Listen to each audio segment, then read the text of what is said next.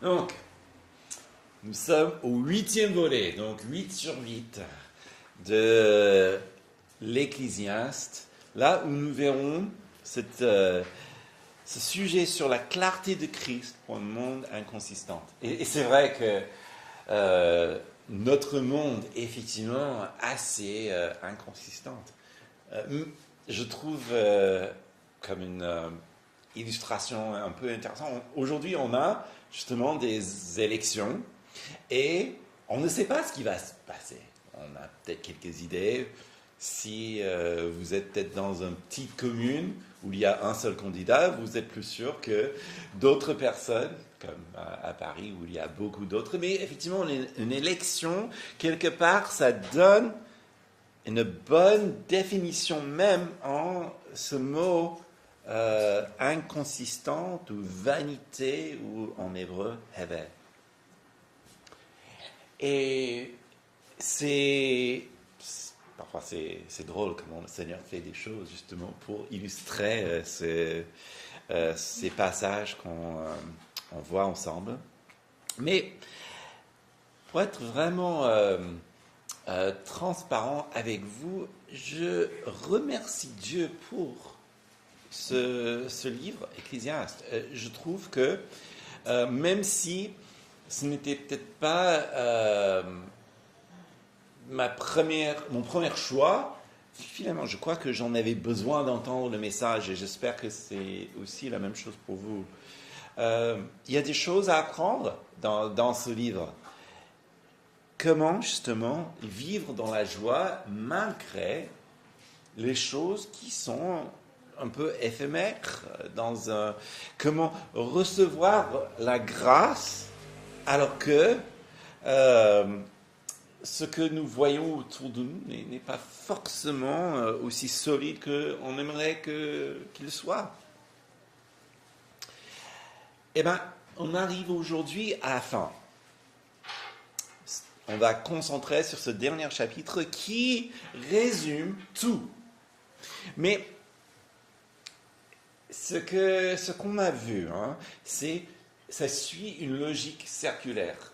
C'est-à-dire qu'on annonce le sujet, et puis on a fait des grands trajets philosophiques et poétiques, et puis on revient, et je crois que c'est au moins le 2e, sinon le 3e cycle, mais là, le message devient encore plus clair.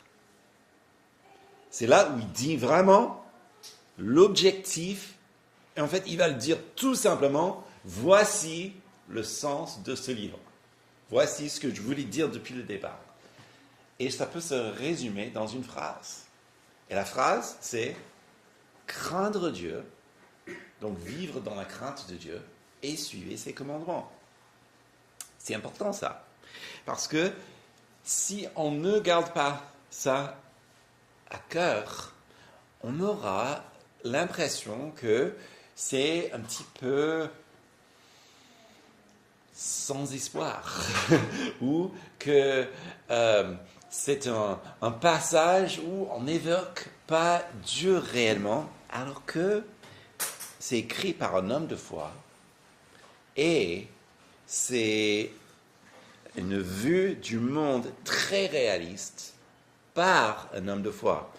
Et c'est pour ça justement que je trouve une certaine beauté pour notre époque, pour notre monde. Parce que très souvent, on a des regards réalistes sur notre société, sur notre monde, mais par des athées ou par peut-être des gens d'extérieur de notre société. Alors que là, on a le regard d'un croyant solide. Et donc, ça va vraiment, j'espère, nous édifier encore. Alors, 2 choses qu'on va voir aujourd'hui. D'abord, le Kohelet, en hébreu, ou l'Ecclésiaste, il veut qu'on se souvienne de notre Créateur.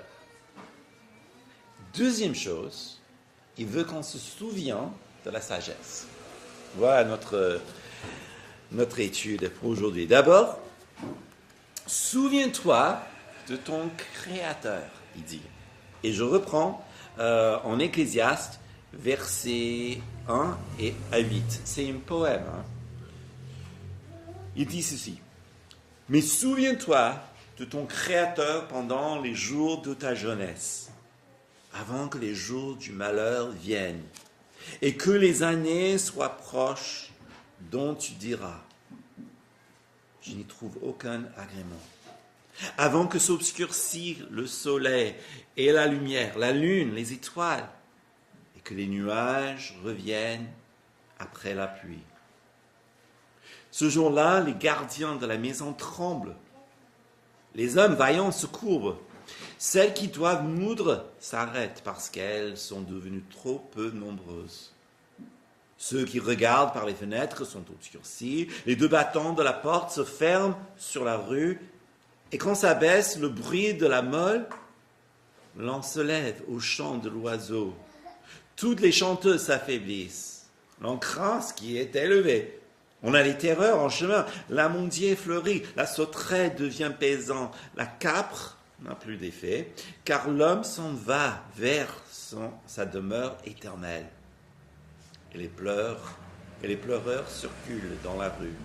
Avant que le cordon d'argent se détache, que le globe d'or se casse, que la jarre se brise sur la source et que la roue se casse sur la citerne, avant que la poussière retourne à la terre comme elle y était, et que l'esprit retourne à Dieu qui l'a donné.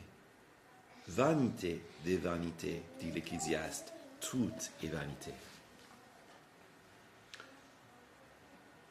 Alors, il commence cette partie. En fait, pour être plus exact, c'est un poème qui a commencé dès le chapitre 11. On a déjà vu cette partie, donc on ne va pas trop revenir là-dessus.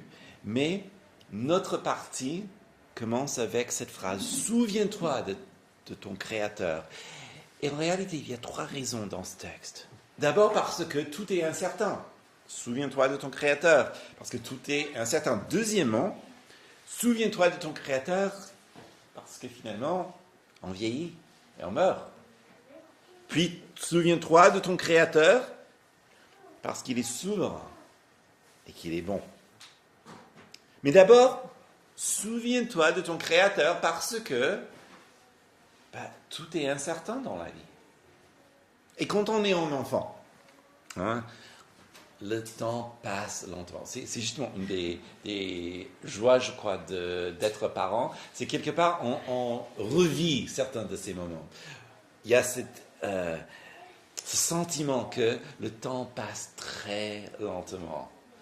Toute chose est à découverte. Et surtout quand on est jeune, rappelez-vous, il semblait comme une éternité jusqu'à ce que vous aurez votre prochain anniversaire.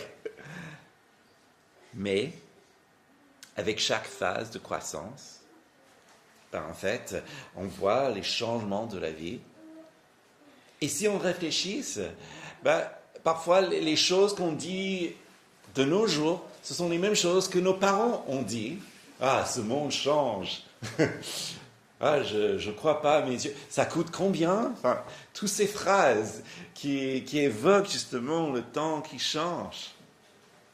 Les déceptions, la manière changeante du monde, nous impactent peut-être plus qu'on l'imagine. Et du coup, avec le temps passe plus vite.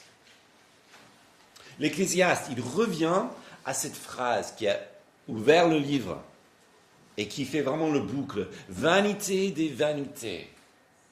Le Hevel, cette inconsistance, tout est éphémère. On ne sait pas, c'est comme de la fumée, ils disent.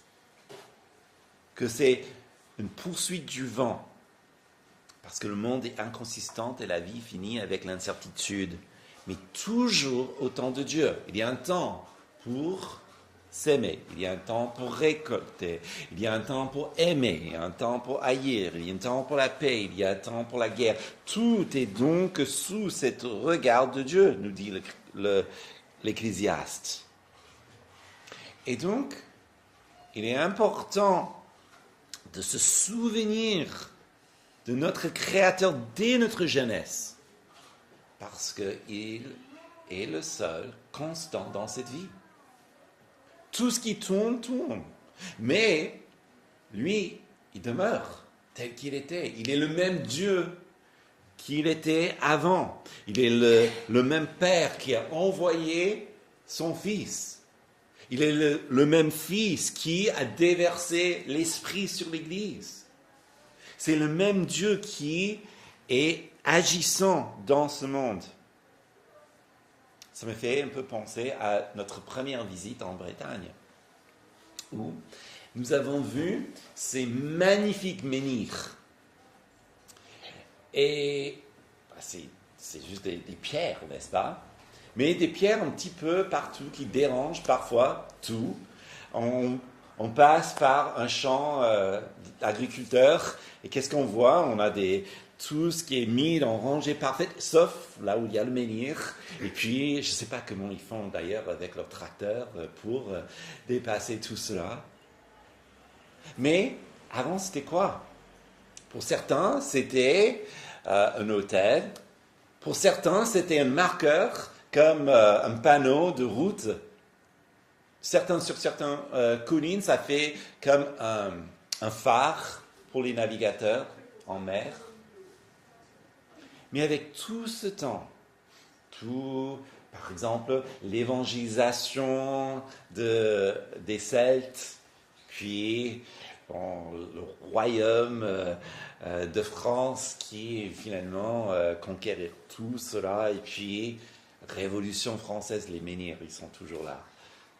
Ou bien, avec le temps, les Première Guerre, Deuxième Guerre mondiale, aujourd'hui, ils sont toujours là, tels qu'ils étaient.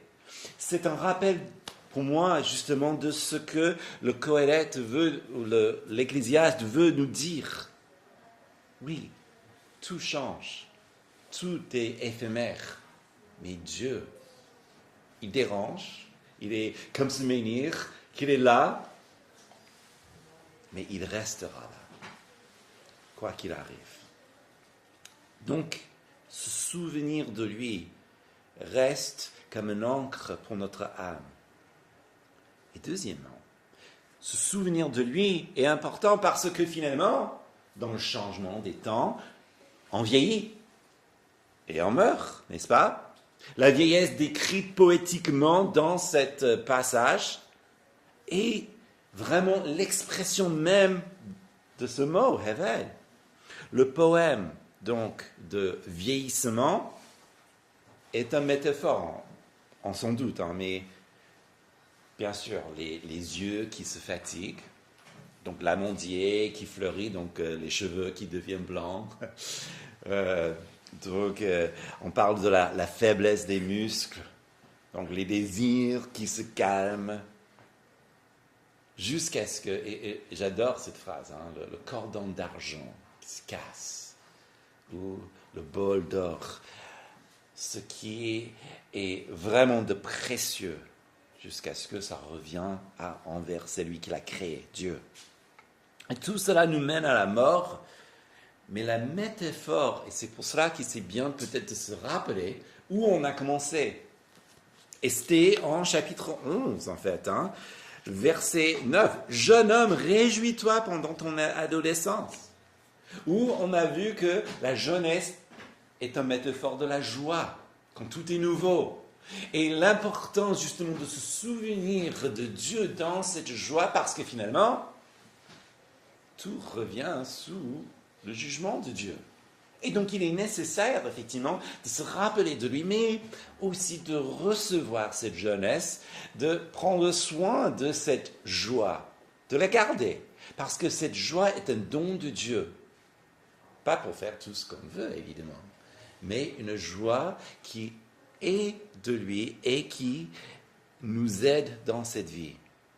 Autrement dit, le métaphore dans ce poème, c'est la vie sans joie. Parce que la vie sans joie, quand nous rejetons cette joie en préférence d'un faux sérieux, on vieillit. Et ça pèse sur l'âme. Et c'est justement c'est qu'il veut que nous nous protégeons nous-mêmes contre ces choses. Parce que tout est vanité, mais lui, il reste bon. Ça, c'est le troisième point. C'est qu'il est souverain et qu'il est bon. Justement, comme il est dit, pour reprendre en chapitre 11, « Jeune homme, réjouis-toi pendant ton adolescence et que ton cœur te rende heureux. Pendant les jours de ta jeunesse, marche dans les voies de ton cœur et selon les regards de tes yeux. Mais sache que pour cela, Dieu te fera venir en jugement. Écarte de ton cœur le tracas, éloigne le mal de ton corps, car l'adolescence et l'aurore sont vanité. » Donc le Créateur, il veut cette joie pour nous. Et ça, c'est pourquoi il faut se souvenir de lui. Mais la joie à la lumière de sa présence, parce qu'il est tout proche. Et puisqu'il est tout proche, on se souvient de lui parce qu'il est imminent, il marche avec nous. Mais pour toute chose, il nous appellera en jugement. Pas forcément dans un sens négatif. D'abord, nous savons que si nous sommes en Christ, Jésus, il a pris le jugement sur lui. Lui qui a porté tous nos péchés. Donc nous ne craignons pas un jugement pour la condamnation. D'ailleurs, c'est Paul qui l'a très bien dit. Il n'y a maintenant aucune condamnation pour ceux qui sont en Christ Jésus. Mais il nous tiendra bien sûr responsables, redevables pour ce qu'on a fait dans la vie. Et d'ailleurs, peut-être une des plus tristes gâchis, c'est qu'il nous a offert sa joie et on l'a refusé pour un faux sérieux où on a préféré le vieillissement de l'âme alors qu'il voulait toujours nous renouveler. Non, il vaut mieux se rappeler de ce Créateur qui est si bon, qui se soucie tellement de notre existence dans cette vie qu'il veut que nous soyons joyeux tout au long de notre vie. Et peut-être vous connaissez ou vous avez rencontré des personnes âgées qui ont une certaine joie parce qu'ils ont connu le Seigneur. Ça ne veut pas dire qu'ils n'ont jamais eu d'épreuves dans leur vie. Tout au contraire, ils ont certainement en ont eu beaucoup. Mais en gardant cette joie, ils ont justement su comment vivre dans cette vie. Et on dirait qu'ils ont une âme jeune, n'est-ce pas? Joyeuse. La souveraineté de Dieu n'est donc pas pénible. Ce n'est pas une contrainte pour nous faire avancer dans le labyrinthe de la vie comme des petits rats dans un laboratoire. C'est plutôt vu comme un père qui sait ce qui est bien, qui sait ce qui est faux, qui veut la belle vie pour laquelle il nous a créés, et donc il veut nous diriger dans ce sens. C'est pas pénible, c'est pas une contrainte, parce qu'elle vise la joie et elle vise aussi la liberté de l'esprit. D'ailleurs, je crois que c'est ce qui est exprimé dans la première question de la catéchèse de Westminster, qui est une catéchèse protestante du XVIe siècle, mais la question est très importante. Est-ce que tu peux avancer la slide, s'il te plaît? Voilà. Très bonne question. Quelle est la principale fin de l'homme? Quelle est la raison pour laquelle nous sommes créés? Pourquoi est-ce que nous sommes ici? La réponse, la fin principale de l'homme, c'est de glorifier Dieu et de la posséder éternellement. Alors, en français, c'est posséder, mais c'est écrit, effectivement, Westminster, vous vous doutez, c'est écrit en anglais. En anglais, on dit « enjoy God forever ». Donc, la nuance est un petit peu différente. Donc, dans ce mot « posséder », on a plutôt aimer. On a l'idée de se réjouir avec Dieu, de passer du temps avec lui, de jouir finalement. Et qu'est-ce que ça nous dit? C'est que Dieu a fait en sorte que dans toute notre existence, malgré les terribles épreuves, malgré toutes les joies, nous pouvons avoir cette, pas possession dans un sens de l'avarice ou autre, mais comme une relation plaisante, édifiante, aimante, qui nous rend joyeux. C'est le but de notre vie. Et pour cela, ça me fait penser justement à un passage de l'apôtre Jean en 1 Jean. Parce que n'oubliez pas que l'apôtre Jean, il a vu Jésus. Il a marché avec lui. Même quand il était le petit rabbin, il n'était pas encore connu, il était un des premiers à être appelé à lui, à tout quitter pour le suivre. Mais il a marché avec lui, il était fatigué avec lui, il a mangé avec lui, il a vu transfigurer, il a vu ressusciter. En fait, c'est même lui qui a reçu la charge de Marie lorsque Jésus est mort sur la croix. Il a aussi vu le Seigneur ressusciter. Alors justement, comment décrire une telle personne? C'est pas facile. Mais regardez comment il décrit le Seigneur en 1 Jean chapitre 1. Ce qui était dès le commencement, ce que nous avons entendu, ce que nous avons vu de nos yeux, ce que nous avons contemplé de nos mains et nos mains ont touché concernant la parole de la vie. Vous voyez? Déjà, il a du mal à mettre des mots dessus. Bien sûr, il a touché. Bien sûr, il était avec lui, mais il est plus qu'un homme. Il est un homme, mais il est Dieu aussi. Il était dès le commencement. Et la vie a été manifestée. Et nous l'avons vue. Et nous en rendons témoignage. Et nous vous annonçons la vie éternelle qui était auprès du Père et qui nous a été manifestée. C'est-à-dire que du coup, ce que je vous annonce, c'est un homme, mais c'est bien plus. C'est la vie éternelle même. Et nous l'avons vu, nous l'avons touché. Ce que nous avons vu, ce que nous avons entendu, nous vous l'annonçons à vous aussi, afin que, regardez, que vous soyez en communion avec nous. En notre communion et avec le Père, et avec son Fils Jésus-Christ, et ceci nous l'écrivons afin que votre joie soit complète. Vous voyez, la révélation de Jésus-Christ est faite pour que nous soyons déjà en communion avec Dieu, mais les uns avec les autres. Et cette communion, cette relation nous mène où? À la joie. Et une petite joie, il dit non, la joie complète. C'est le but. C'est ce que Dieu veut pour nous. Et quand nous réalisons dans notre vie qu'il nous manque de cette joie, en quelque manière, il est peut-être droit et bien pour nous de se poser la question, est-ce que je passe à côté de quelque chose? Et si je passe à côté de quelque chose, Seigneur, remplis-moi de cette joie. Ou peut-être en anticipant des moments de l'épreuve, ou les moments difficiles, pourquoi pas prier, Seigneur, remplis-moi de cette joie qui fait partie de notre héritage.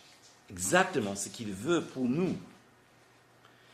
L'évangile, que Jésus-Christ, il est mort pour nos péchés, qu'il est ressuscité pour nous donner la vie, est l'établissement de la seigneurie de Jésus.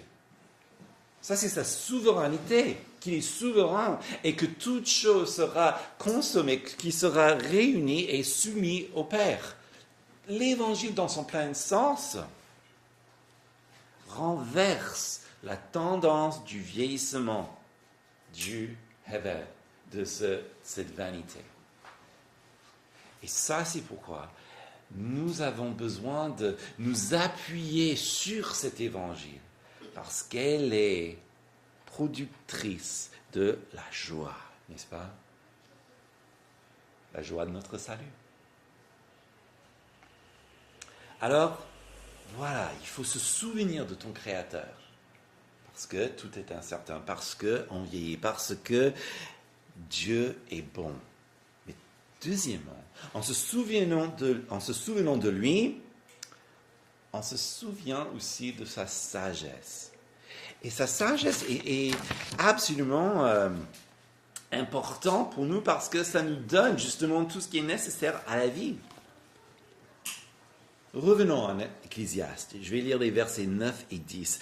Outre que l'Ecclésiaste fut un sage, il a encore enseigné la connaissance au peuple, il a écouté, il a sondé, il a mis en ordre un grand nombre de proverbes. L'Ecclésiaste a tâché de trouver les paroles agréables, transcrites exactement. Ce sont les paroles véridiques. Il a écrit la vérité. Et s'il a écrit la vérité, ça fait de lui un don de Dieu pour nous.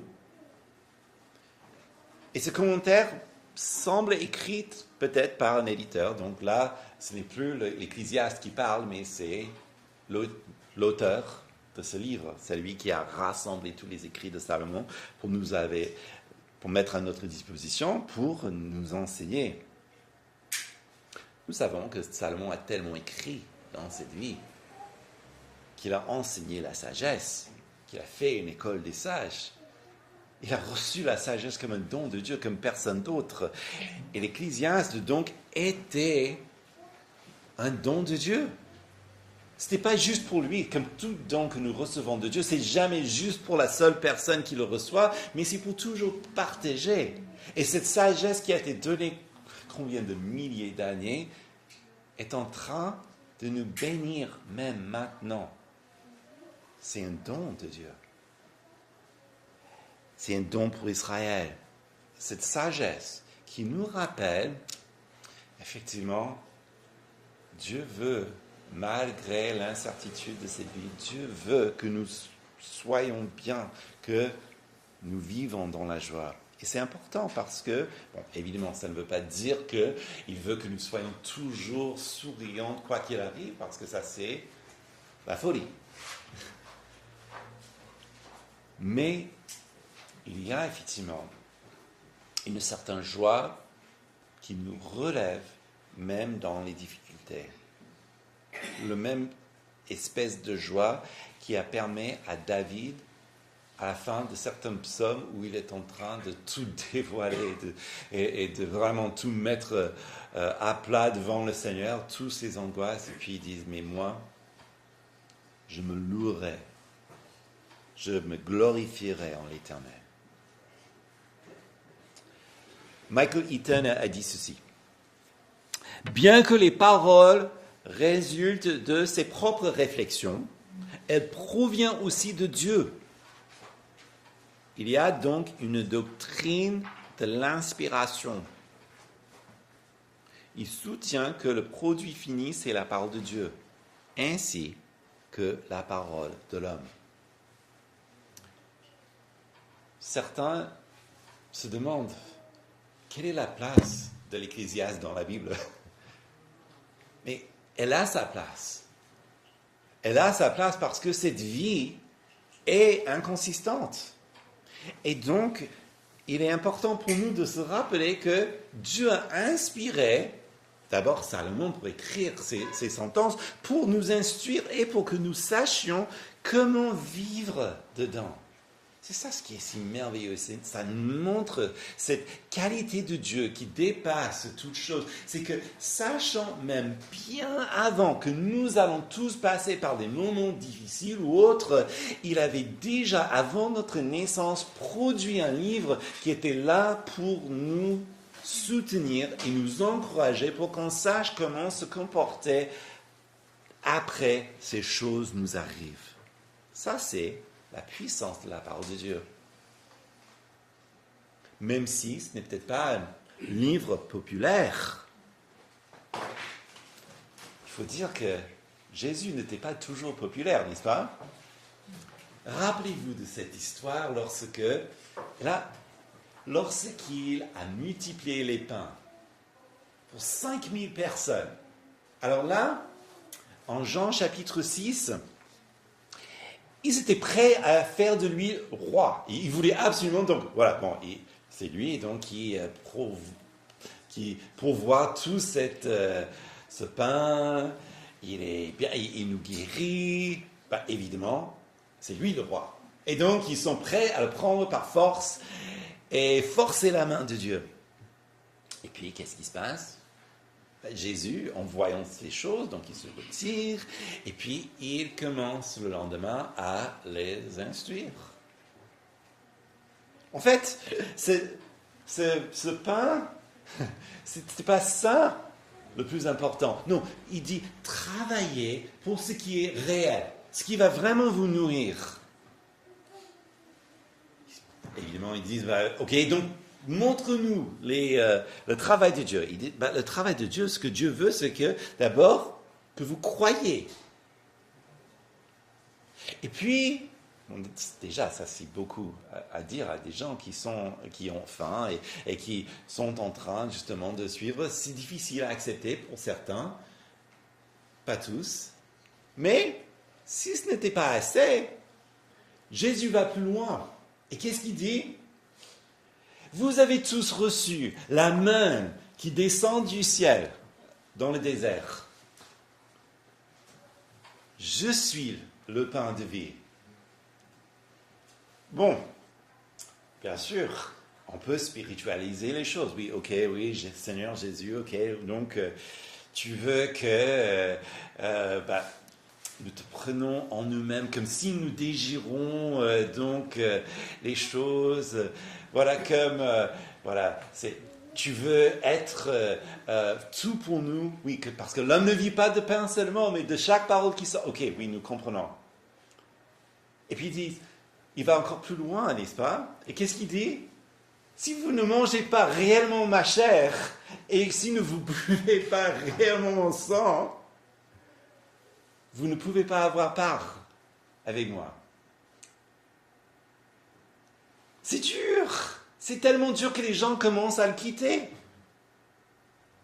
Bon, nous qui avons le Saint-Esprit, nous qui avons la grâce de pouvoir lire donc tous les évangiles, nous comprenons ce qu'il voulait dire. Bien sûr, ça évoque sa mort, ça évoque bien sûr cette nouvelle alliance, mais ça évoque aussi cette relation si proche avec Jésus que ça devient vraiment tout ce qui est nécessaire pour nous, comme le pain qui descend du ciel. Mais à l'époque, les gens, ils n'étaient pas aussi convaincus, évidemment, et donc ils commencent à partir. Et puis, en Jean chapitre 6, verset 67, Jésus regarde les 12 et dit, « Et vous, ne voulez-vous aussi vous en aller ?» C'est le moment de décider. Et puis Simon-Pierre, il répondit, « Seigneur, à qui irions-nous? Tu as les paroles de la vie éternelle. Et nous avons cru. Et nous avons connu que c'est toi le Christ, le Saint de Dieu. » C'est avec cette même sérieux, cette même voix artistique et poétique que le Qoélète de l'Ecclésiaste nous parle de la vie. Bon, peut-être c'est pas habituel, mais c'est les paroles de vie. Et c'est nécessaire pour nous. Et donc, il faut se souvenir de cela. C'est pour cela que nous avons lu ensemble. Mais deuxièmement, cette sagesse nous affermit dans cette vie. Verset 11. Les paroles des sages sont comme des aiguillons. Les auteurs les recueillent comme les clous plantés. C'est le don d'un seul pasteur. Du reste, mon fils, tire-en l'instruction. On ne finirait point de faire un grand nombre de livres et beaucoup d'études une fatigue pour le corps.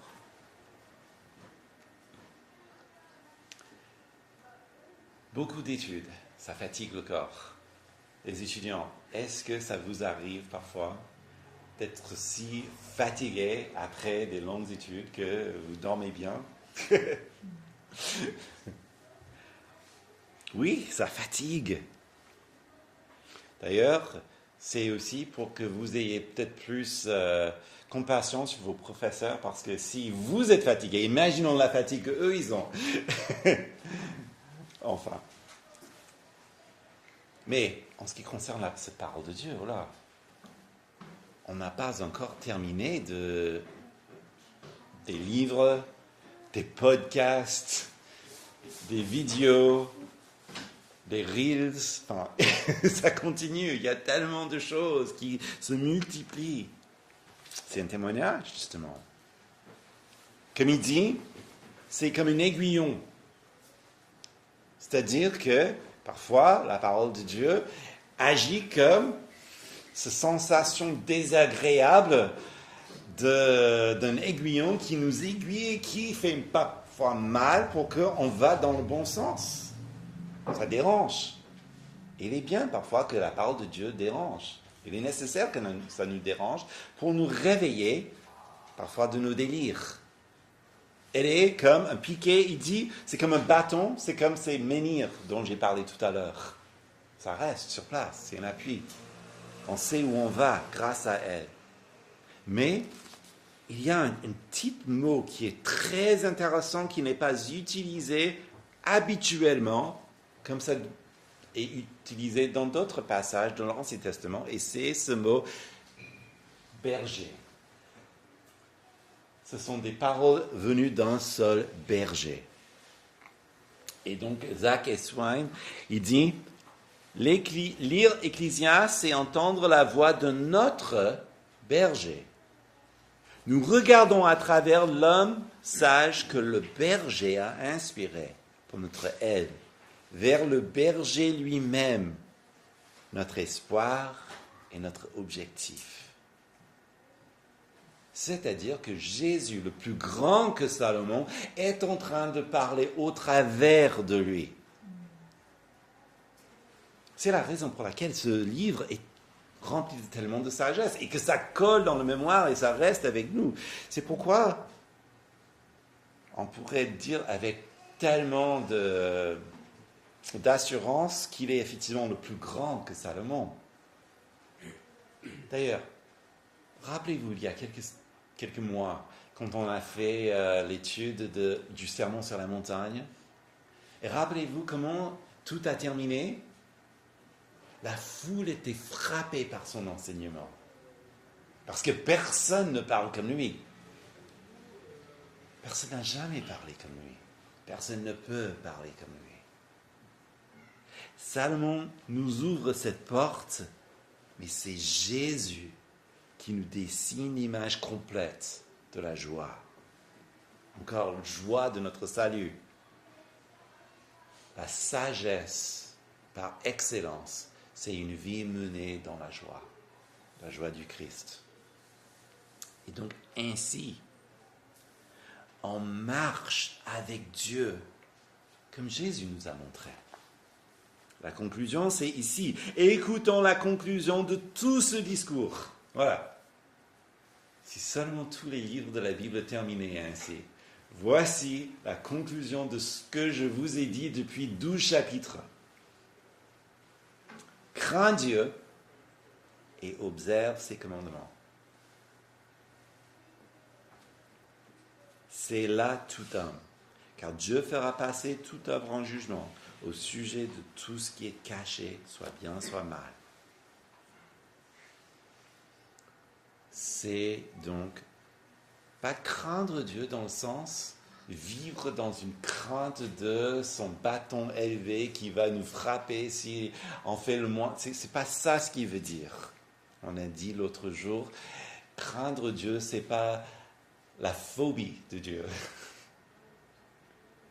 Craindre Dieu, c'est marcher avec la personne que tu aimes le plus au monde. Et s'il y a un aspect de crainte, c'est parce que tu ne veux pas le décevoir. Tu ne veux pas faire ce qui ne lui plaît pas. C'est crainte dans ce sens-là. Cette conclusion, justement, me fait penser à un autre passage que vous connaissez certainement bien. Michée 6, 8, passage célèbre. On te fait connaître, ô homme, ce qui est bien. Est-ce que l'Éternel demande de toi que tu mettes en pratique le droit, que tu aimes la bonté, que tu marches humblement avec ton Dieu? C'est la même chose. Marcher avec Dieu, que tu aimes la beauté, que tu pratiques le droit. La sagesse biblique, ce n'est pas une grande connaissance proprement dit, ce n'est pas de l'érudition. Celui qui est le plus sage, bibliquement parlant, n'est pas le plus érudite. Celui qui est plus sage dans la Bible craint Dieu et met en application ses commandements. En fait, la sagesse bibliquement parlant, c'est le comportement. C'est ce que tu fais. C'est la joie que tu ressens. Ce n'est pas autant ce que tu sais, mais c'est comment tu agis, ce que tu fais. Et donc en Christ, nous craignons Dieu réellement. Pourquoi?